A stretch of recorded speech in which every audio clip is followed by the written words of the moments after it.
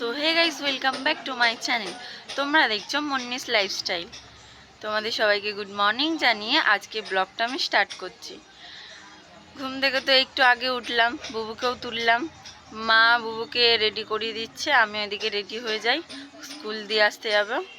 তো আজকে ওর স্কুলের লাস্ট, তারপর থেকে ছুটি পড়ে যাবে। তো চলো রেডি হয়ে আবার কথা বলছি। তো গাইজ দেখতে পাচ্ছ বুবু ওইদিকে রেডি হয়ে গেছে, আমিও রেডি হয়ে গেছি। ওকে একটা টিপ পরাবো, তারপর নিয়ে চলে যাবো। চলো, অনেকটা দেরি হয়ে গেছে, 7:40 হয়ে গেছে। ওর 8টা দিয়ে স্কুল, 10 মিনিট লাগে না, 5 মিনিট লাগে। তো টিফিন কিনবো, তো হয়ে যাবে ওর মধ্যে। তো চলো আবার এসে কথা বলছি। গুড মর্নিং বলে দাও। গুড মর্নিং বলে এসে এইমাত্র বুবুকে দিয়ে আসলাম, এসে একটু বসে আছি। সাইকেল নিয়ে যাই তো দম হয়ে গেছে, বসে রেস্ট নিয়ে নিই 2 মিনিট, তারপরে কাজ করবো। ও আরেকটা কথা তো তোমাদের বলা হয়নি, আমরা আবার এক জায়গায় যাবো, কিন্তু কোথায় যাবো সেটা এখন বলবো না, পরে। চলো ভিডিওটা দেখতে থাকো, তোমরা জানতে পারবে যে কোথায় যাচ্ছি। আমি তো রেডি হয়ে গেছি, মা ওদিকে রেডি হয়ে গেছে। তো চলো যাই। কোথায় যাবো এখনো বলবো না, পুরো ভিডিওটা দেখতে থাকো। চলো। মা ঠাকুরকে প্রণাম করে নিল, আমিও প্রণাম করে নিয়েছি মায়ের আগে। তো মার আমি বেরোচ্ছি। চলো অটোতে এবার উঠবো। আমি আর মা অটোতে বসে আছি, অটোটা ফাঁকা আছে, আসলে চলে যাবো।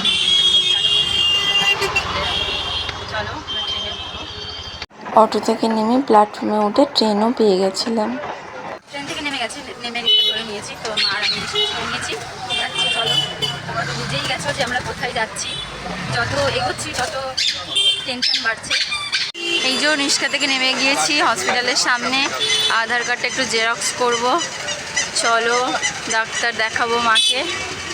আজকে তো ভর্তির ডেট আছে, তো কি হয় দেখি, ভর্তি হয় কি না হয় তোমাদেরকে সবটাই দেখাবো। হসপিটালের দিকে মা আমি রওনা দিচ্ছি। যত এগোচ্ছি তত ভয় লাগছে। আজকে তো মায়ের ভর্তির ডেট আছে, তো তোমাদের সবটাই বলবো পরে। এখন চলো ডাক্তারের সাথে কথা বলবো, দেখি কি বলে না বলে, তোমাদের পরে সবটাই জানাবো। গাইস, আমরা এই যে লাইনে দাঁড়িয়ে পড়েছি, ডক্টর এক্ষুনি এলো। তো লাইন দেওয়ার পর দেখছি ডাক্তারের সাথে কী কী কথা হয়, তোমাদের সাথে সবটা পরে বলবো। মা আমি দাঁড়িয়ে আছি লাইনে, যতটা এগোচ্ছি তত আর যেন হার্টবিট বেরিয়ে যাচ্ছে সামনে। পরে পরে ডক্টর তো দেখানো হয়ে গেছে। ডক্টর দেখানোর পর ডক্টর বলল ভর্তি করতে হবে। ভর্তি সব রিচুয়ালস মেনে মাকে নিয়ে ওয়ার্ডের দিকে রওনা দিই। ওয়ার্ডে গিয়ে ওয়ার্ডে দিদিদের সাথে কথা বলে মাকে বেডেও দিয়ে দিয়েছে তারা। তোমরা তো দেখতেই পাচ্ছ, ওয়ার্ডে আমরা চলে গিয়েছি, ওখানে লুকিয়ে লুকিয়ে ক্যামেরা করতে হচ্ছে। গাইস, তোমরা তো দেখলে যে মাকে ভর্তি করে দিয়ে বেডে দিয়ে দিয়েছে। মনটা একটু খারাপ লাগছে, আর কেমন জানি একটা হচ্ছে, কি বলবো। এখন নিচে আসলাম, কিছু কিনতে হবে মায়ের জন্য, মাও খাবে আমিও খাবো, কিছু খেয়ে তো বেরোয়নি। চলো কিছু কিনে নিয়ে যাই উপরে আবার মায়ের কাছে। আবার নিয়ে চলে এসেছি, মা খেতেও শুরু করে দিয়েছে দেখো। খাওয়া দাওয়ার পর আমি একটু জানলার ধারে গিয়ে দাঁড়াই, মনটা একটু খারাপ লাগছিল। গাইস, হসপিটাল থেকে খাওয়া দিয়েছে, মা এখানে খাচ্ছে, চুল চুল করে করে ক্লিপ নিতে হচ্ছে, মানে দেখলেই বকা দেবে, জানোই তো তোমরা সব। দুপুরে খাওয়ার পর মা একটু ঘুমিয়ে পড়েছিল। ঘুম থেকে উঠে বলে আমার খিদে পাচ্ছে, তাই বিস্কুট আর চিড়ে ভাজা মাকে এনে দিয়েছি। মা বসে বসে খাচ্ছে। এখানে তেমন তো কোনো কাজ নেই, বসে বসে যেন আমি নিজেই রুগী হয়ে যাচ্ছি, বোর হয়ে যাচ্ছি। কী করবো আর, সবাই পেশেন্ট ভর্তি সব বেডে। এখন আবার ছুটি হচ্ছে, তিনি খুব খুশি। চলো আবার পরে কথা বলছি। কী বা বলবো, আর কিছু বলতে ভালোও লাগছে না, মনটা একটু খারাপ আছে। চলো। মাথাটা খুব যন্ত্রণা করছে, চাটা খেয়ে শান্তি হলো একটু জানি। আর মাও এদিকে চা খাচ্ছে। মাথাটা খুব যন্ত্রণা হচ্ছিলো, চাটা খেয়ে একটু শান্তি হচ্ছে। ইদানিং চা খাওয়াটা যেন একটু বেশি হয়ে যাচ্ছে। গাইস, এখানে লুকিয়ে লুকিয়ে ক্যামেরা করতে হচ্ছে, নাহলে বকা দেবে। চলো আবার পরে কথা বলবো। চা খাওয়ার পর মা শুয়ে পড়ছে, আর মায়ের সাথে আমি ইয়ার্কি মারছিলাম। বলছিলাম যে হসপিটালে ভর্তি হয়ে তোমার কেমন লাগছে। মাও বলছে আর কেমন লাগবে, আমার ভালো লাগছে। তো এই নিয়ে হাসি ঠাট্টা করছিল। কি বোর লাগছে, কি করবো না করবো কিছুই মাথায় আসছে না। দিয়ে মায়ের সাথে একটু আড্ডা মারছিলাম, কারণ মায়ের সামনে যদি আমি মন খারাপ রাখি মায়ের তো কষ্ট হবে। ওই জন্য মাকেও হাসিচ্ছি, নিজেও হাসছি। 7টার সময় বাড়ি চলে যাবো, দেখা যাক কী হয়। চলো পরে কথা বলছি। এইমাত্র ডাক্তারবাবু এসেছিলেন, বলে গেলেন যে মাকে রক্ত নেবে।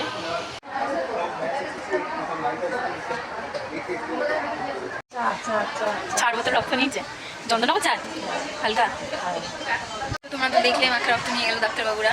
কবে কি রিপোর্ট দেবে, সিস্টারদের হাতেই দিয়ে দেবে, আমাকে আর দেবে না বলো। ডাক্তারের সাথে কথা বলে নেবে সিস্টাররা। এই যে সিস্টার দিদি এখন সবাইকে ওষুধ দিচ্ছে, আমাদেরকেও দিয়ে চলে গেছে, সামনে ছিল তো ওই জন্য ক্যামেরা করতে পারিনি। দেখছো গাইস, এখন দিয়েছে এমআরআই আর এক্সরে করতে। ডক্টর এখন দিল, সকাল থেকে আমি বসে রয়েছি তখন আর মনে পড়েনি, এখন বাড়ি যাব, বাড়ি যাওয়ার টাইমে এগুলো ধরিয়ে দিল। চলো এগুলো করি। সেইগুলো ভাউচার নিতে বলেছিল, এই যে ভাউচার, এগুলোকে ভাউচার বলে। তো এক্সরের জন্য ভাউচার আর এমআরআইয়ের জন্য ভাউচার, এগুলো নেওয়া হয়ে গেছে। তো এগুলো আবার জমা দেব, জমা দেওয়ার পরে দেখি ওখানে কি বলে, তারপর তোমাদেরকে জানাচ্ছি। তোমাদের সাথে আবার গাইস ভেবেছিলাম যে বাড়ি যাবো, কিন্তু বাড়িতে যেতে পারবো না, এমআরআই দিয়েছে, থাকতে হবে, ওটা ভোর রাতে হবে এখানে দাদারা বললো। তো কিছু করার নেই, থাকতেই হবে, তো কোনো সমস্যা নেই, থেকে যাবো। কিন্তু একটাই প্রবলেম, এখানে ফোন চার্জে দেওয়ার কোনো মানে জায়গা নেই।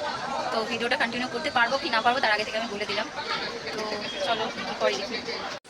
গাইস হসপিটালে প্রচুর ঝামেলা, একটার পর একটা হয়েই যাচ্ছে।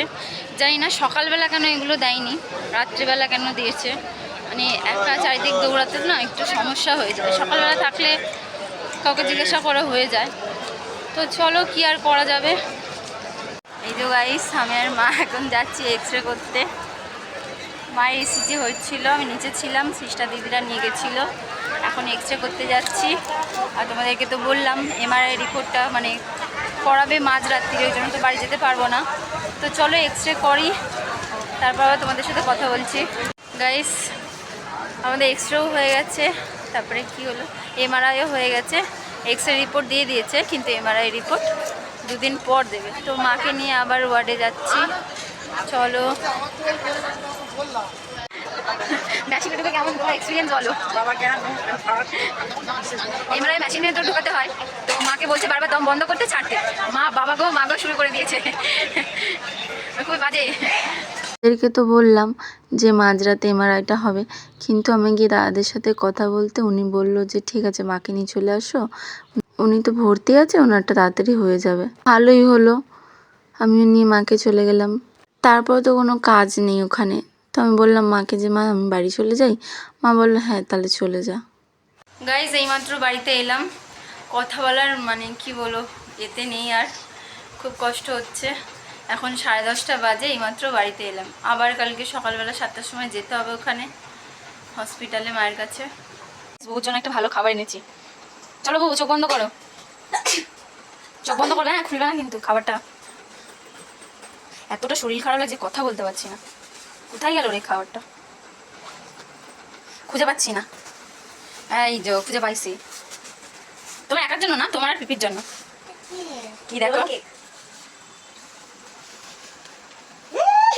আমারও ভালো লাগে এটা। ভালো লাগে, ভালো। আমিও তোর জন্য একটা জিনিস রেখেছি। খাও খাও দিদি। তো এসে জামা প্যান্ট ছেড়ে মুখে তো ধুয়ে একটু বসলাম। শরীরটা এত খারাপ লাগছে কি বলবো, সারাদিন তো হসপিটালে কেটে গেল। মা ওইদিকে একা রয়েছে, একটু টেনশন হচ্ছে, কিন্তু কি করবো আর। একটু ভালো আছে আগে থেকে, ওই জন্য মা বললো বাড়ি চলে যায়। তো আমি বাড়ি চলে এসেছি, আবার সকালবেলা যেতে হবে। এখন বাজে 10:30, খেতে যেতে 11টা, শুতে শুতে 12টা 1টা বেজে যাবে। ভিডিও এডিট করতে হবে, কত টেনশন গাইস, কত টেনশন। তো আমার বোনের দিকে তরকারি গরম করছে, হয়ে গেলে আমরা খেয়ে আমি একটু শোবো। ও আমার বোন মিষ্টি দিয়েছে, চলো খাই। খাবি না? সারাদিন তুই না থাকলে সত্যি জানো আমার ভালো লাগে না। সারাদিন তো সেরকম কিছু খাওয়া হয়নি, আর খেতে ভালোও লাগছিল না। হসপিটালে কার খেতে ভালো লাগে, ভালোই লাগছিল না। তো চলো মাকে ফোন করে দিই, মাকে ফোন করা হয়নি। বোন এই যে ভাত দিয়ে দিয়েছে, খুব জোরে খিদে পেয়েছে, চলো খেয়ে নিয়ে আবার তোমাদের সাথে কথা বলছি। এইমাত্র খেয়ে উঠলাম, বোনরা খাচ্ছে, বোনদের খাওয়া হয়ে গেলে বোন বিছানা করবে, তারপর শুয়ে পড়বো। আর ভালো লাগবে না। তো ভিডিওটা এতটুকু। যদি ভিডিওটা ভালো লেগে থাকে like comment share and subscribe করে দিও। ততক্ষণে আমি ভালো থাকবো, তোমরাও ভালো থেকো, আমার ভিডিও দেখতে থাকো। Good night.